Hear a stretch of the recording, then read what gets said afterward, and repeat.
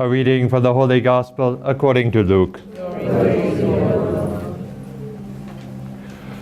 When the angels went away from them to heaven, the shepherds said to one another, "Let us go then to Bethlehem, to see this thing that has taken place, which the Lord has made known to us." So here they went in haste, and found Mary and Joseph, and the infant lying in the manger.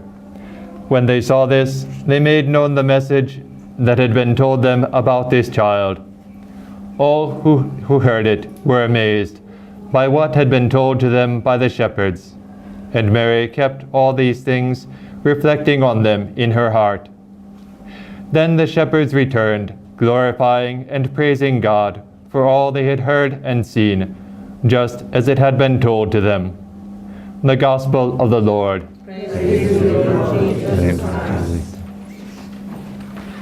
Praised be Jesus and Mary. Now and forever. Now, like the shepherds, we have come to see this thing about which we have heard, not announced to us by angels, but announced by other messengers of God, announced in the Gospel, announced in Holy Mass, announced by those who taught us the faith from our childhood.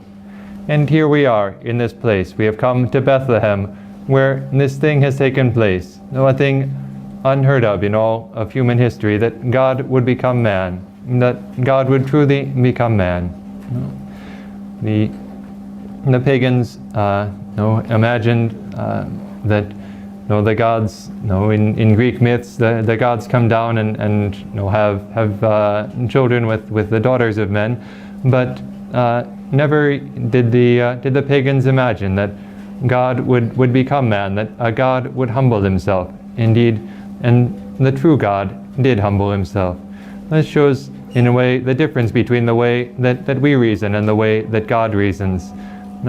That God shows us the greatness of humility. He who is infinite, who is all-powerful, comes and becomes our brother. And this is what has struck so many over the centuries, that led Saint Jerome to take up his residence in a cave, which I believe is just behind you, very very close here in any case, and to stay there and meditate this great mystery.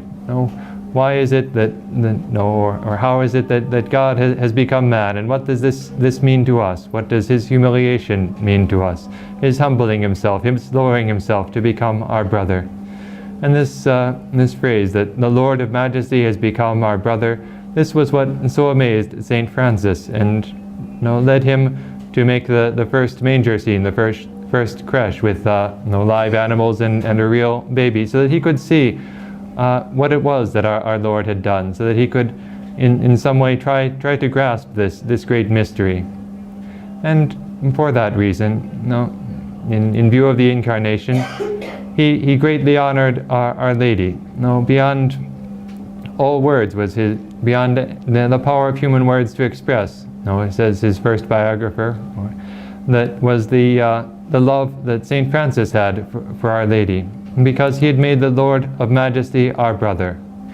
And here, in a very real way, is the center of all history, the moment in which God becomes man, the moment in which, at the birth, the bridegroom comes forth from the bridal chamber, and begins to run his course like the sun racing across the heavens until it reaches the sunset, until it goes down, as our Lord descended in his death, even to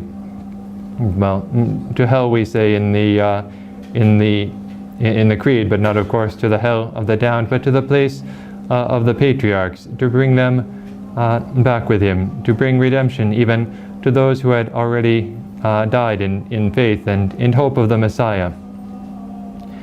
And so here we are called to meditate this great mystery, to meditate it together with Mary and Joseph. Mary who kept all these things, reflecting on them in her heart, who meditated over and over again, trying to understand ever more deeply the meaning of these events, which, though in themselves are not especially complicated events. God becomes man. Well, we You can perhaps we can't fully understand what that means, but at least we can express it in a few words. That God dies on a cross. Again, something not difficult to express, and yet a very profound mystery, which is worthy of our meditation for a whole lifetime.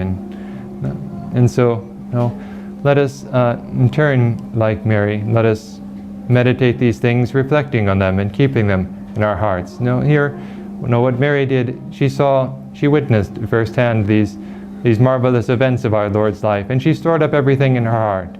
Stored up everything, knowing them by heart, and then reflecting on them, turning them over in her heart. And that is what we must do in this pilgrimage. Store up in our heart all the things that we see, all the things that we experience, all the things that we learn about our Lord's life. Store them up in our heart that we may meditate them our whole life long, that we may always live in the presence of Jesus and Mary. And then, like the shepherds, we must go forth from here, glorifying and praising God for all that we have heard and seen, just as it had been told to us. Praised be Jesus and Mary.